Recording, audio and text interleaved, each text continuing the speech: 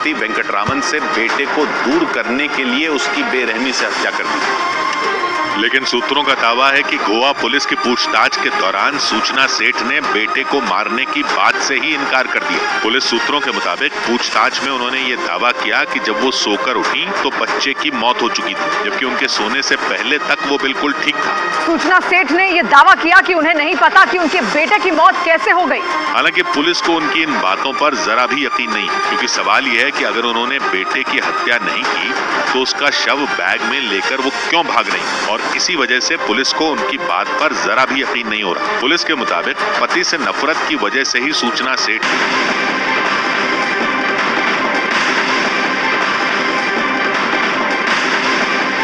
आपके लिए लाए हैं शेयर मार्केट से जुड़ा हुआ खास सेगमेंट, जिसमें आप मनी कंट्रोल पर निवेश और बिजनेस से जुड़ी हुई जानकारी विस्तार से ले सकते हैं। आज भारतीय शेयर बाजार में सकारात्मक शुरुआत के संकेत मिल रहे हैं। मुद्रास्फीति के आंकड़ों पर मिली जुली प्रतिक्रिया में अमेरिकी बाजार सुस्त रहे हैं। अमेरिकी मुद्रास्फीति के आंकड़ों के बीच एशियाई शेयर्स में मिला जुला रुख रहा है। लाल सागर की परेशानियों के जवाब में यमन में हूती विद्रोहियों पर अमेरिका और उसके सहयोगियों के हमले से तेल की कीमतें बढ़ी हैं। और ज्यादा जानकारी के लिए मनी कंट्रोल प्रो में लॉग इन करें।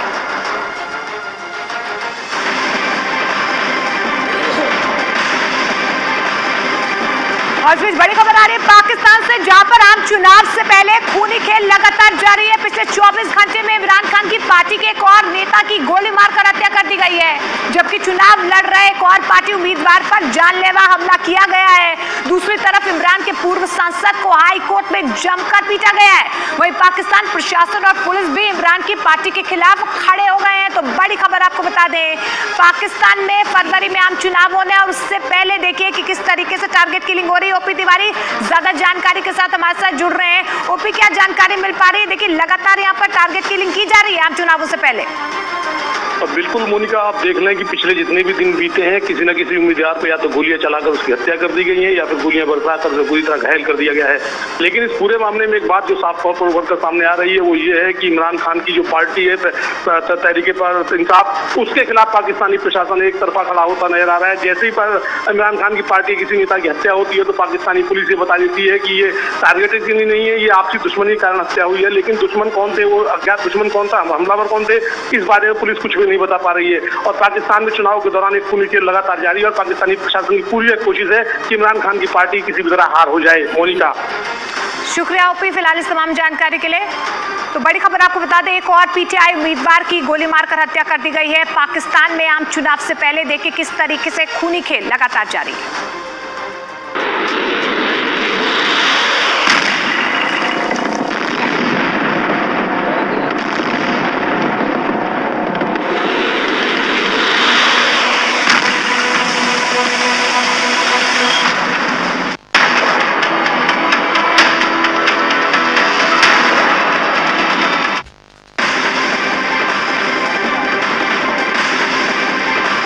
बहुत बड़ी खबर आ रही है, पश्चिम एशिया में वॉर का एक और फ्रंट खुल गया है। और ये वॉर फ्रंट इसलिए है क्योंकि इस जंग में अमेरिका और ब्रिटेन सीधे उतर गए हैं। सीरिया और लीबिया के बाद पहली बार दोनों देशों ने मिलकर किसी मुल्क में हमलों को अंजाम दिया है। दोनों देशों की नौसेना और वायुसेना यमन में हूती आतंकियों के ठिकानों पर हमले को अंजाम दे रही है। खबर यह भी है कि यमन की राजधानी में 4 धमाके किए गए हैं। यमन के अलग अलग इलाकों में स्ट्राइक्स को अंजाम दिया गया है और दावा यह किया जा रहा है कि अमेरिका और ब्रिटेन ने कदम इसलिए उठाए हैं क्योंकि लाल सागर और अदन की खाड़ी में मालवाहक और सिविलियन जहाजों को लगातार निशाना बनाया जा रहा था हूती विद्रोहियों की तरफ से। और ऐसे में अब अमेरिका और ब्रिटेन की तरफ से ये जोरदार जवाब दिया गया है। तो अमेरिका और ब्रिटेन ने यमन पर जोरदार हमला किया है। यमन की राजधानी में 4 धमाके हुए हैं। तस्वीरें आप लगातार देख पा रहे हैं। देखिए जिस तरीके से इजराइल और हमास के बीच 7 अक्टूबर 2023 को जंग शुरू हुई थी। लगातार हूती विद्रोहियों को हमास का हिमायती कहा जा रहा है और हूती विद्रोहियों ने लाल सागर में लगातार आतंक मचाया हुआ था।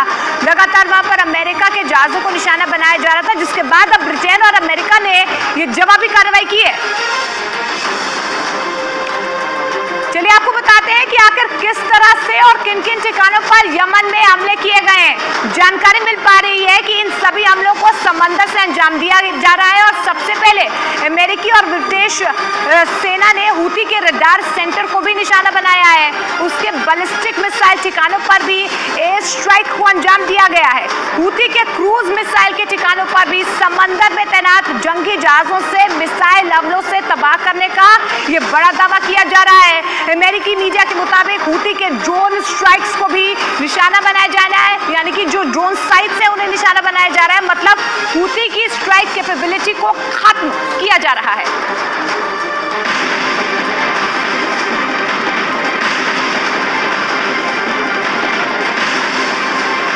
तो बड़ी खबर आपको बता दें, यमन में हूती लड़ाकों पर हुए हवाई हमले को लेकर अमेरिका ने बयान भी जारी कर दिया है। अमेरिका का ये कहना है कि यमन में कई जगहों पर हूती लड़ाकों के अड्डों पर हमले किए गए हैं और इन हमलों के पीछे कई देशों का समर्थन हासिल है। साफ तौर पर ऑस्ट्रेलिया और कनाडा का समर्थन यहाँ पर अमेरिका को मिला है। अमेरिका और ब्रिटेन की तरफ से ये ज्वाइंट ऑपरेशन किया गया है। हूती विद्रोहियों के तमाम ठिकानों को तबाह किया गया है।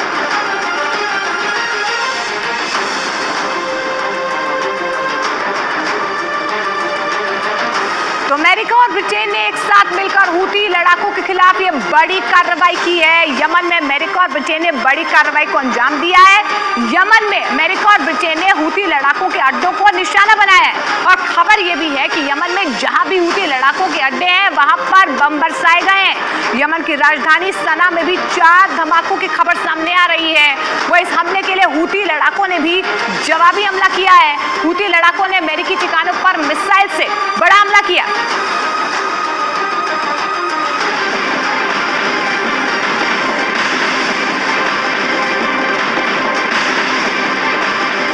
और इस बीच बड़ी खबर आपको बता दें, हूती विद्रोहियों ने भी लाल सागर से जवाबी हमला किया है। लाल सागर से मिसाइलें दागी गई हैं। हमले के बाद हूती लड़ाकों ने पलटवार किया है। तो देखिए, लगातार अमेरिका और ब्रिटेन की तरफ से ये बड़ा धमाका किया गया है। यमन को दहलाया गया है। हूती विद्रोहियों के जितने भी लड़ाकों के जो टारगेट्स थे वहां पर उन्हें निस्तोनाबूद किया गया है अमेरिका और ब्रिटेन की तरफ से। लेकिन अब जानकारी मिल पा रही है कि हूती लड़ाकों की तरफ से भी रिटेलिएट किया गया है। लाल सागर से मिसाइलें दागी गई हैं।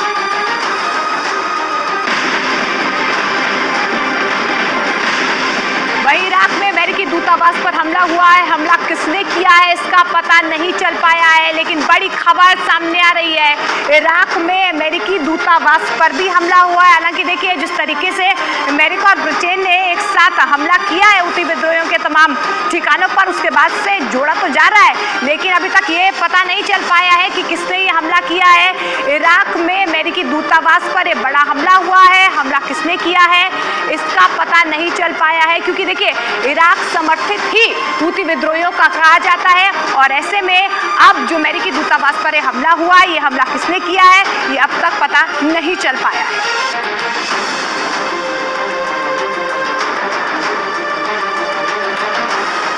तो यमन पर हमला करने के लिए ब्रिटेन और अमेरिका ने अपनी नौसेना और वायुसेना का इस्तेमाल किया है। जानकारी मिल पा रही है कि ब्रिटेन के टाइफून लड़ाकू विमानों ने साइप्रस से उड़ान भरी और यमन में हूती के ठिकानों पर हमले किए हैं।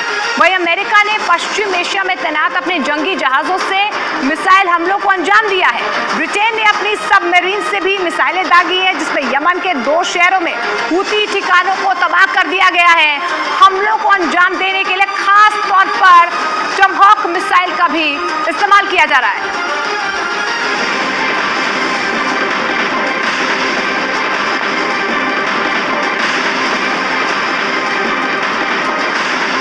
और देखिए, इस वक्त की बहुत बड़ी खबर पश्चिम बंगाल से आ रही है, जहां पर ईडी ने एक बार फिर से टीएमसी नेताओं पर ताबड़तोड़ एक्शन शुरू कर दिया है। नगर निगम भक्ति घोटाले की जांच के लिए ईडी ने यहां पर 3 जगहों पर रेड मारी है। टीएमसी नेता और ममता बनर्जी सरकार में मंत्री सुजीत बोस के घर पर छापेमारी की गई है। टीएमसी विधायक तापस रॉय के घर पर भी रेड हुई है। वहीं टीएमसी नेता और उत्तरी दमदम नगर निगम के पूर्व चेयरमैन सुबोध चक्रवर्ती के घर पर भी सुबह सुबह ईडी की टीम पहुंची है। पिछले हफ्ते आपको बता दें कि बंगाल के उत्तर 24 परगना के संदेश खाली इलाके में रेड के दौरान ईडी के अधिकारियों पर हमला हुआ था।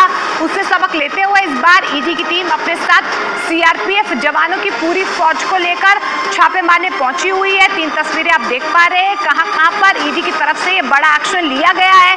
इसके अलावा आपको ये भी बता दें कि सीआरपीएफ के जवानों ने भी सिर पर हेलमेट लगाए हुए हैं ताकि अगर पिछली बार की तरह इस बार भी हमला होता है तो ईडी के अधिकारी और सीआरपीएफ अपनी रक्षा कर सकें। तो बड़ी खबर आपको बता दें, टीएमसी विधायक तापस रॉय के घर पर ये छापेमारी की गई है। टीएमसी नेता सुबोध चक्रवर्ती के घर पर ये छापेमारी की जा रही है। टीएमसी नेताओं के घर पर एक बार फिर से ईडी की तरफ से ये बड़ा एक्शन, ताबड़तोड़ एक्शन लिया जा रहा है। नगर निगम भर्ती घोटाले में ये बड़ा एक्शन लिया गया है। और इस बीच बड़ी खबर आपको बता दें, केंद्रीय मंत्री स्मृति ईरानी 3 दिनों के अमेठी के दौरे पर है। उन्होंने तिलोई विधानसभा के चिलौती गांव में घर घर जाकर अयोध्या के पूजित अक्षत का वितरण किया है। इस दौरान प्रदेश के स्वास्थ्य राज्य मंत्री महेंकेश्वर शरण सिंह समेत बड़ी तादाद में बीजेपी के नेता भी यहाँ पर मौजूद रहे हैं। तो आपको बता दें, पूजित अक्षत वितरण खुद स्मृति ईरानी अपने संसदीय क्षेत्र में कर रही हैं। तस्वीरें आप देख पा रही है, वो अमेठी के दौरे पर है।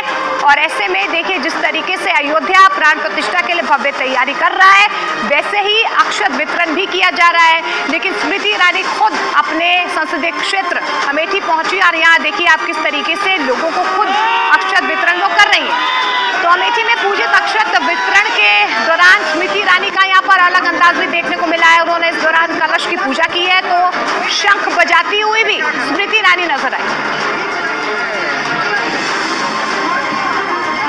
तो 3 तस्वीरें आप देख पा रहे हैं कि किस तरीके से यहाँ पर खुद अमेठी पहुंची हुई है स्मृति ईरानी अपने 3 दिवसीय दौरे पर और अक्षत वितरण करती हुई यहाँ पर घर घर जा रही है, निमंत्रण दे रही हैं कि आप 22 जनवरी को रामलला की प्राण प्रतिष्ठा के उपलक्ष्य पर अपने घरों में दिए जलाएं। और आप देखिए शंख वंदना भी करती हुई यहाँ पर स्मृति ईरानी नजर आई।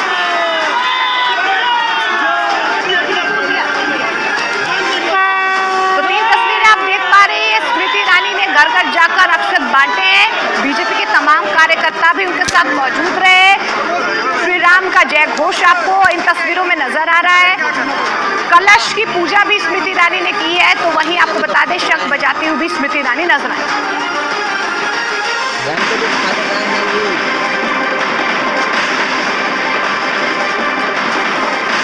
तो 22 जनवरी को होने वाले रामलला के प्राण प्रतिष्ठा को दिव्य और भव्य बनाने की तैयारियां लगातार की जा रही हैं। उत्तर प्रदेश सरकार ने 22 जनवरी को सार्वजनिक छुट्टी का ऐलान किया है।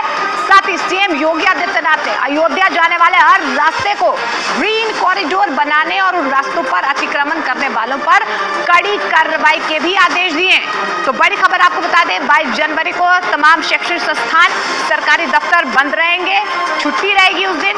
मुख्यमंत्री योगी आदित्यनाथ ने एक समीक्षा बैठक की है और सार्वजनिक छुट्टी का ऐलान 22 जनवरी को उत्तर प्रदेश में किया गया है। अयोध्या जाने के लिए ग्रीन कॉरिडोर भी यहाँ पर बनाया जाएगा। 22 जनवरी के लिए स्कूल कॉलेजेस के अलावा हमारे प्रदेश में हम सार्वजनिक अवकाश रखेंगे। पूरे प्रदेश में सार्वजनिक अवकाश होंगे, लेकिन सार्वजनिक अवकाश शासकीय कार्य के हो सकते हैं, लेकिन उस दिन हमारा प्रयास होना चाहिए कि हर एक जगह सुबह सुबह पहले स्वच्छता का एक कार्यक्रम चला लें।